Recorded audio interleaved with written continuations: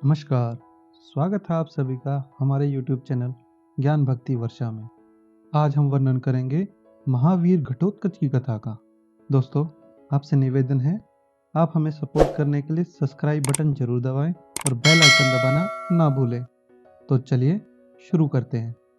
लाक्षागृह की घटना के बाद पांचों पांडव व उनकी माता कुंती जंगल से जा रहे थे और चलते चलते जंगल के उस भाग में आ गए जहां हिडिंब नाम का राक्षस अपनी बहन हिडिंबा के साथ रहता था। सभी बहुत थक गए थे तो कुछ विश्राम के लिए लेट गए तथा भीम सबकी रक्षा हेतु जागता रहा। तभी हिडिंब राक्षस को जंगल में मानव की गंध आई तो उसने अपनी बहन हिडिंबा को मानव को पकड़ के लाने के लिए कहा, परंतु हिडिंबा ने जैसे ही भीम को देखा वो उससे प्रेम कर बैठी तथा मानव रूप धर भीम से कहा, मेरा नाम हिडिंबा है तथा मेरा भाई हिडिंब राक्षस तुम सबको मारकर खाना चाहता है। जब काफी देर तक हिडिंबा वापस नहीं लौटी तो हिडिंब खुद वहां पहुंच गया और हिडिंबा से क्रोध में कहा, मैंने तुमको इनको मारने भेजा था, अब मैं स्वयं इनको मारूंगा, तथा भीम पर हमला कर दिया। भीम और हिडिंब राक्षस में भयंकर युद्ध होने लगा तथा शोर सुन सभी शेष पांडव और कुंती भी उठ गए। युद्ध में भीम ने हिडिंब को मार गिराया। इस सब बाद हिडिंबा ने भीम से विवाह प्रस्ताव रखा तो भीमसेन ने उसको ठुकरा दिया।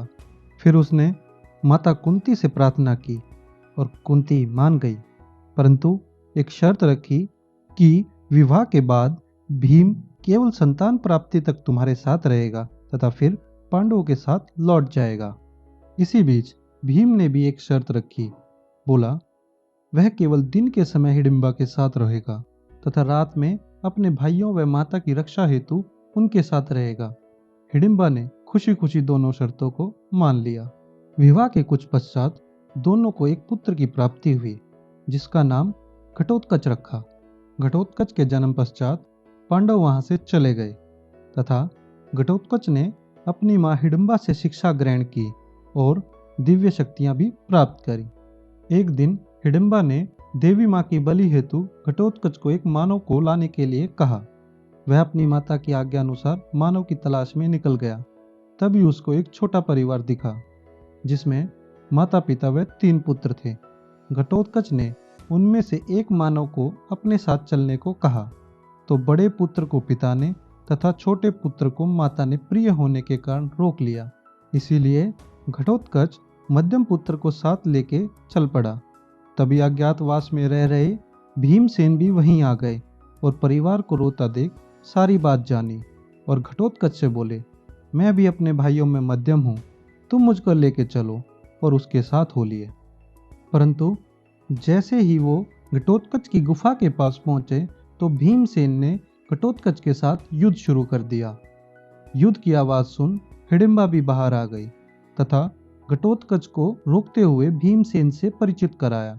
घटोत्कच बहुत ही लज्जित हो अपने पिता भीम से क्षमा याचना करने लगा। भीम भी अपने पुत्र की शक्तियों व पराक्रम को देख बहुत खुश हुआ तथा अज्ञातवास का कुछ समय घटोत्कच और हिडिंबा के साथ बिताया। कुछ समय पश्चात घटोत्कच के विवाह के लिए कन्या देखने की बात हुई तो भगवान श्री कृष्ण ने उसको नाग कन्या अहिल्यावती, जिसको सब मौरवी के नाम से भी जानते थे, उसको जीत के लाने का सुझाव दिया। मौरवी की विवाह के लिए शर्त थी कि जो उसको ज्ञान व बल में हरा देगा उसी से वो विवाह करेगी, अन्यथा उसको मार देगी। घटोत्कच ने ज्ञान व बल दोनों में ही उसको हरा मौरवी से विवाह किया, जिससे उसको 3 पुत्र मेघवर्णन, बर्बरीक, अंजनपर्वन हुए। जब महाभारत के युद्ध की घोषणा हुई तो घटोत्कच भी अपने पुत्र मेघवर्णन तथा अंजनपुरवन सहित पांडवों की तरफ से युद्ध करने के लिए पहुंचा तथा अपनी मायावी शक्तियों से कर्ण व अश्वत्थामा जैसे महारथियों को मायावी जाल में फंसा के रखते थे। एक दिन भगवान कृष्ण ने पांडवों से कहा, कल कर्ण अर्जुन पर इंद्र के दिए हुए वासवी शक्ति से वार करने वाला है, हमको आज रात को ही उसको रोकना होगा। और घटोत्कच से कहा, आज रात दुर्योधन व कर्ण के पक्षों पर तुम हमला कर दो। यह सुन युधिष्ठिर बोले, हे केशव, रात्रि को युद्ध तो नियम के विपरीत है। कृष्ण जी बोले, घटोत्कच आधा मानव तथा आधा राक्षस है, उस पर युद्ध के यह नियम लागू नहीं होते। आज्ञानुसार घटोत्कच रात्रि में ही दुर्योधन के पक्ष पर मायावी शक्तियों से हमला कर हाहाकार मचा दिया।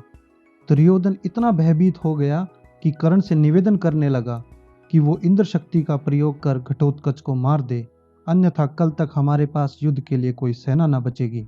विवश हो कर्ण ने वासवी शक्ति का बाण घटोत्कच पर चला दिया, जिससे महारथी घटोत्कच वीर गति को प्राप्त हुए।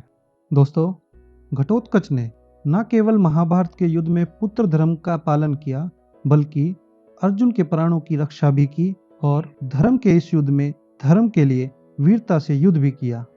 अगले भाग में हम वर्णन करेंगे घटोत्कच पुत्र महावीर बर्बरी की कथा का और जानेंगे क्यों उनको पूजा जाता है। अगर आपको वीडियो अच्छा लगा हो तो लाइक और कमेंट कीजिए और चैनल को सब्सक्राइब करना ना भूलें। धन्यवाद।